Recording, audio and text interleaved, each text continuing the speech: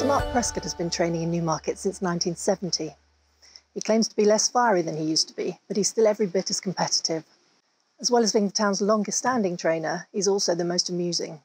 As he celebrates his 50th anniversary with a training licence, we asked him to reflect on his time in the headquarters of British horse racing. There were 750 horses in Newmarket and 35 trainers. There's now 81 and 2,500. That's been accommodated by the advent of all weathers, otherwise it couldn't have been. The staff are much better paid, but work harder. That's what's often forgotten, work harder. When I came to Mr. War, I couldn't believe it. We only had 2 lots a day. They were out for an hour and a half, absolutely no hurry. Those old-time lads, they'd have had a fit to get 4 or 5 out in a day. The veterinary was very, very minor. I think I'm right in saying there were 7 vets to do the whole of Newmarket. Now my practice, which perhaps does half, was 100. So the veterinary was very, very modest compared to now. The heath was not nearly as well looked after. Amazingly, the grass gallops are better now than they were, which is what you wouldn't expect. That's because the artificials had taken the pressure off the grass. There were no stalls, they were just starting. We had a legendary first stalls meeting at Newmarket. The first race with stalls took place, and we'd had a terrible battle trying to get these damn things in the stalls. Nobody had a clue what to do. Mr. War used to stand there beating them, and it was all pretty undignified. We went up to the stands for the first race ever. 2 of Harry Ragg's didn't go near the stall, so they cantered back. The other 10 or 12 went in and opened the gates, and they jumped perfectly. And Jack Jarvis was standing, Sir Jack Jarvis was standing next to my governor, Mr. War, and he said, "Bugger," he said, "that worked perfectly." So it was the last thing they wanted, you know. And of course, the flat race season started at Lincoln, which was terribly exciting. There was no flat racing from roughly November the 5th until March the 25th. The autumn double, everybody used to get so excited. Most people wouldn't even know what the autumn double is now. The size of strings. Some of the flat strings were big. Maffei in France had 100. Mr. Armstrong would have had 100. But the next big trainer would have 55, 60, at the most. When I started, there were only 17 tracks with a watering system. So the rest were quick ground, was everything.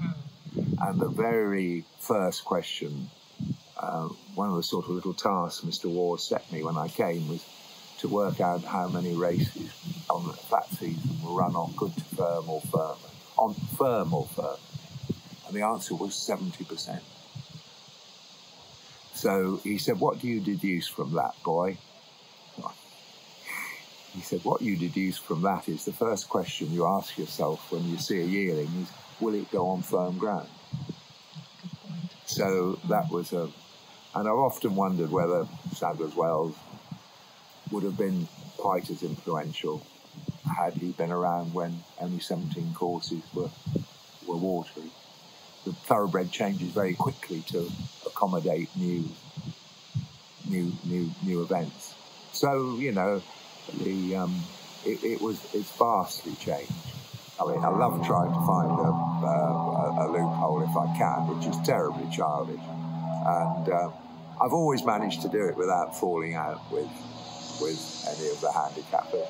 But we've been tense, but we've never had a proper falling out. And only last week I was able to find one of those median auction races at Lingfield. And as you probably know, the median auction is sire under 18,000. But for some extraordinary reason, which is mad, I think, they introduced a cap where if he was purchased for more than 20,000 above the median, he's not qualified. Anyway, that little line wasn't in the condition. So I whacked this horse in a little bit more. It would have qualified with the sire, but not for his auction price. And to my intense delight, they rang up and said, Sir Mark, it's not qualified. Just what I wanted. So my whole day was made by telling this poor fellow at the VHA that he should look at the conditions of the race and tell me where it says that. So, of course, he ran, but didn't win. But, so if you've got a childish sort of, if you've got that childish nature, it's great fun. It's a battle of wits, and you're just trying to outthink them a bit. And if you think a bit more about it than anyone else, you might do a little bit better. I've only managed to change 2 rules in my time racing, and one was winning a cellar at Chepstow, and in those days there was no prize money for the second. The second got half what the winner made. So, of course, as soon as you won, the trainer of the second would come straight up to you and say, what a nice horse yours is. I'm afraid I shall have to bid for it. So you had to give him some, or promise him so much money not to bid, you see. And one of Lady MacDonald Buchanan's won the cellar at Chepstow. And the trainer of the second came up to me and said, you know, very nice horse, this of yours, Sir Mark. I'm afraid I shall have to. Now, Mr. Lawrence, you know, I'm sure I can give you 1,500. I'm sure I can give you 250 quid from Lady MacDonald to not bid. Well, you know. Anyway, in the end, we worked out 750. So anyway, as soon as the auction started, my man's off, bidding like a trooper. So I was seriously fiery in those days. So in the end, he got it, and so I rushed up. And do you remember the old unsaddling enclosure at Chepstow, top of the hill there? And took the bridle off it, ripped the bridle off, and went, ah, and chased the bloody thing off. So he's hanging onto his neck. So this meant that they've now, if you notice, the little thing that says you have to take it back to the stables after the auction. Yeah. So that was my great triumph with that, because of course they tried to have me in. I said, well, you tell me where I've got to take it back. He bought it, his horse, he can have it. Says his responsibility from the fall of the hammer, let him have it. I ring every Sunday, and I think the benefit of that, it is a torture to do because the number of phone calls have increased. When I took over from Mr. Waugh, I rang every Sunday, but we only had 8 owners for 50 horses. So it was a pleasure and easy. Now I ring 59 every Sunday. And fond as I am of them all, when you get to 51 and all the horses are coughing, and how long will it be before it is a test to sound upbeat about it. So, but I ring every Sunday, so therefore they find out at the same speed I do how this horse is going. So if it's not a very good mover, or if it gets very het up, they've heard early on. There's not this phone call after 10 weeks to say that this very nice animal that they were assured was easily the nicest horse in Tats has been bought for 46,000. Is now covered in ringworm, won't go near the stalls, kicked 3 lads and chucked itself down. So do you see what I mean? If they're rung each week, I do think it prevents that happening. The greatest pleasure is training for an owner breeder because they've constructed this animal. They have designed it. They have, what a marvellous thing, you know, it's their brains that have created this. And hopefully, in many cases, I've had a small input in that I train the mother or the grandmother, or there's 3 or 4 horses out there I train their great-grandmother.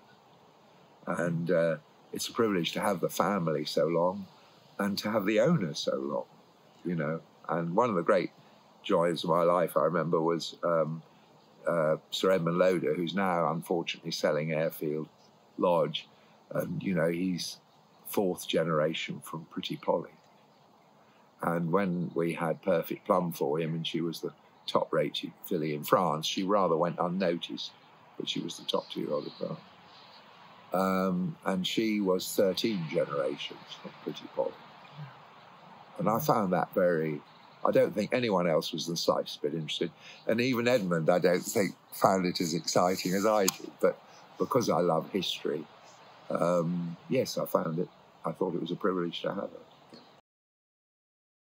Pivotal, of course, a much better stallion than I ever thought he would be. I suppose his great quality was that he was infinitely faster than his pedigree.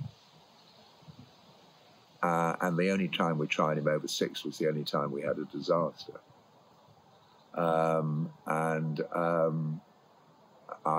have since watched and believed that all sorts of horses who've been infinitely more successful than one thought have been faster than their pedigrees.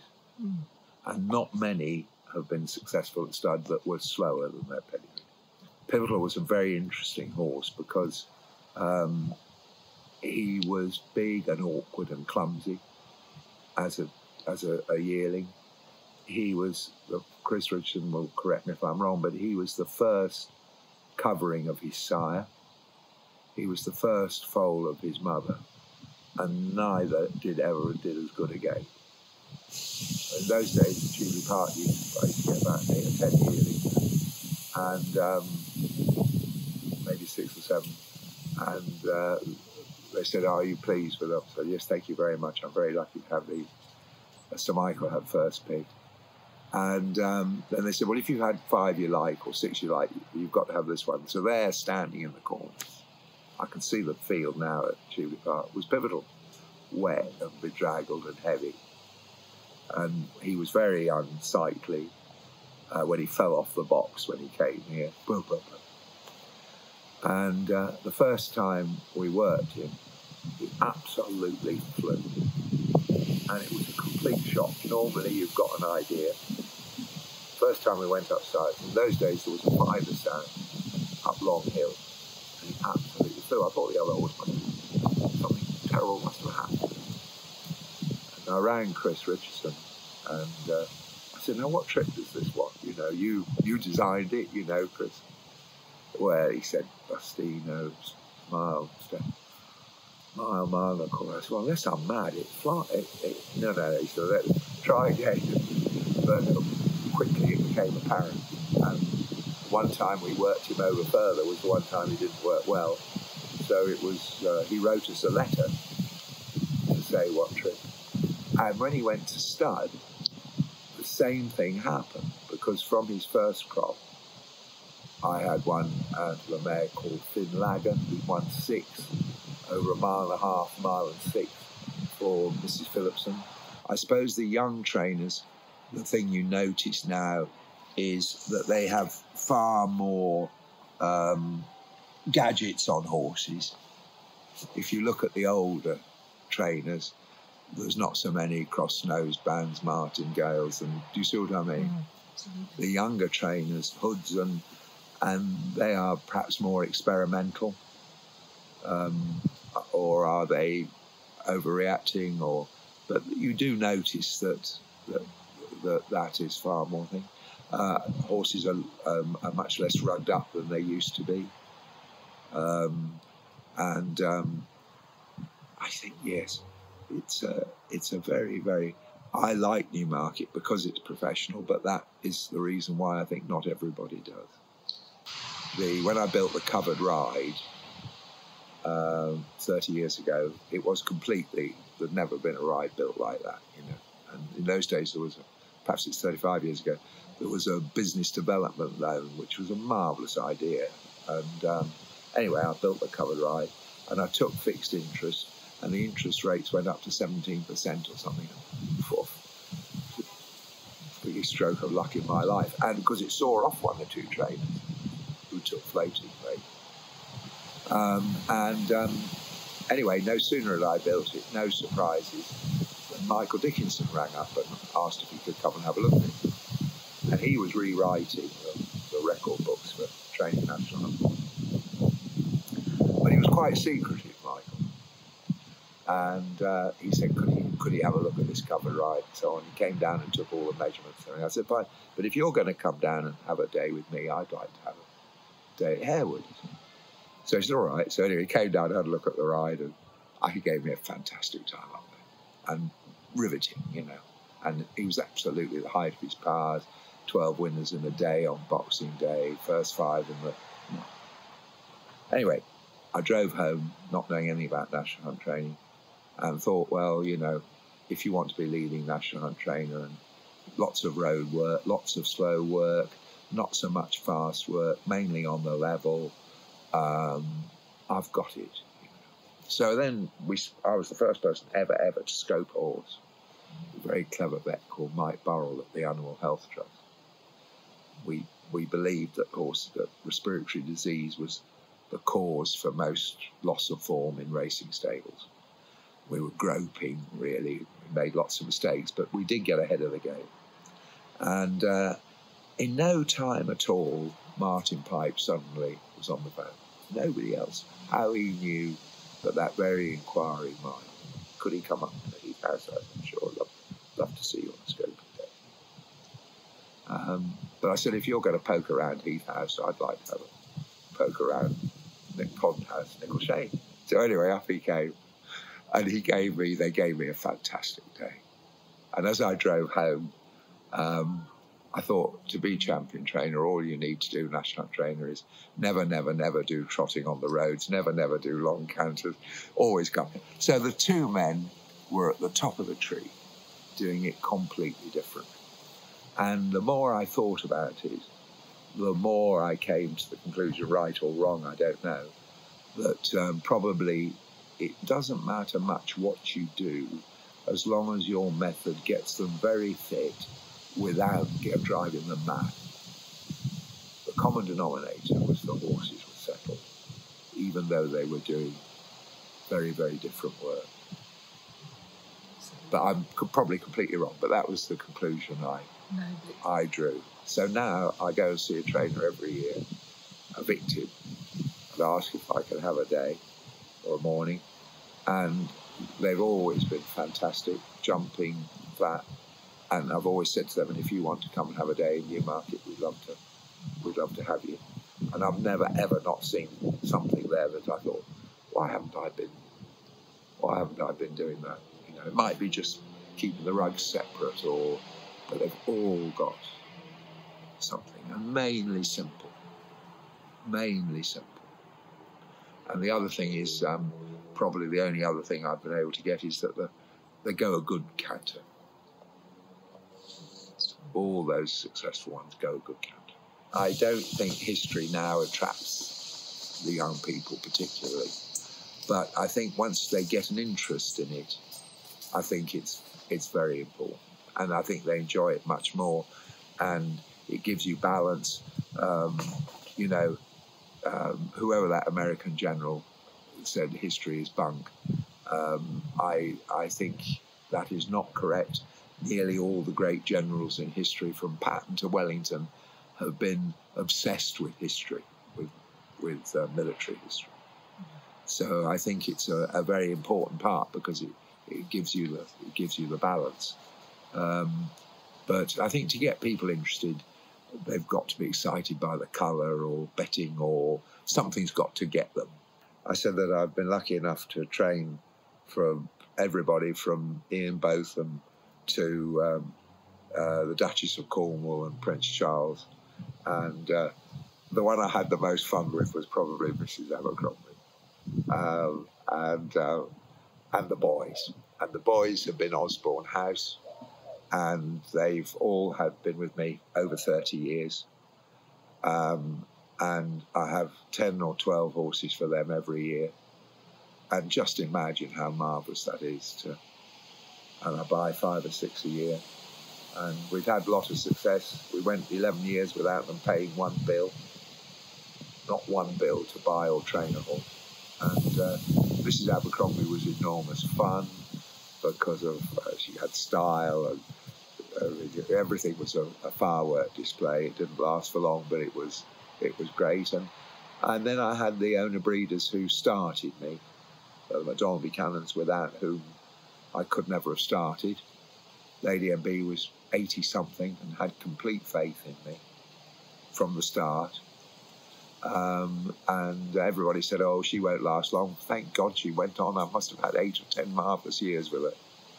And then came the owner breeders, and who've been with me, Jubilee Park, Miss Rousing, all those people who've been with me ever since. So I think if you can be lucky enough to deal with nice people and employ nice people, which is, I think, why I've never wanted to have more horses.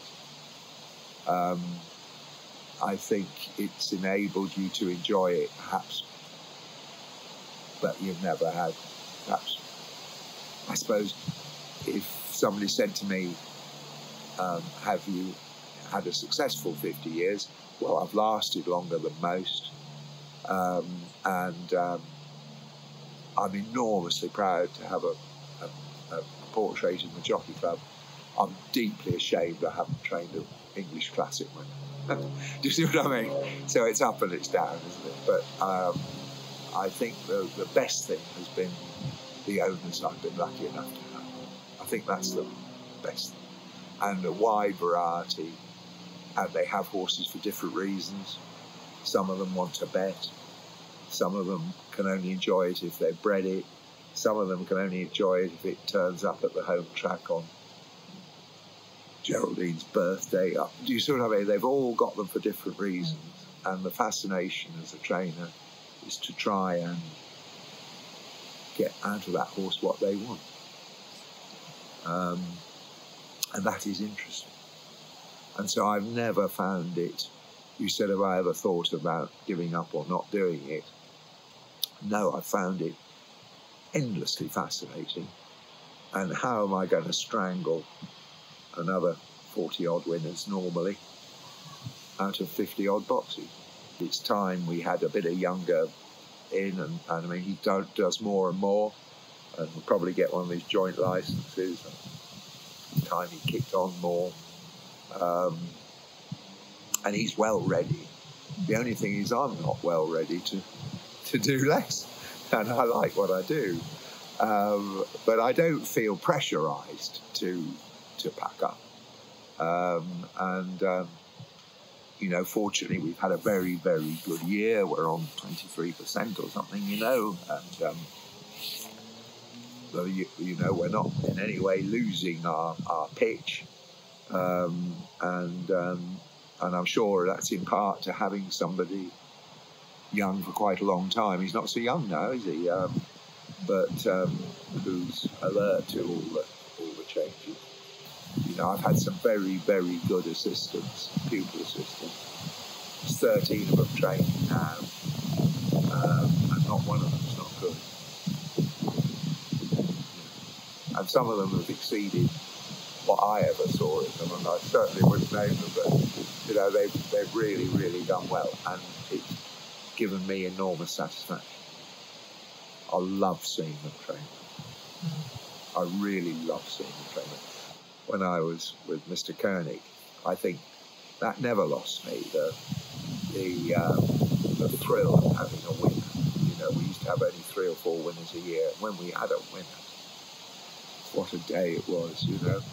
And when I first came to Mr. Waugh, who was, you know, here in the office there, and we had a good filly called Belle Royal, and she won the Blue Seal at Ascot, which was a very important race then for 2-year-old fillies.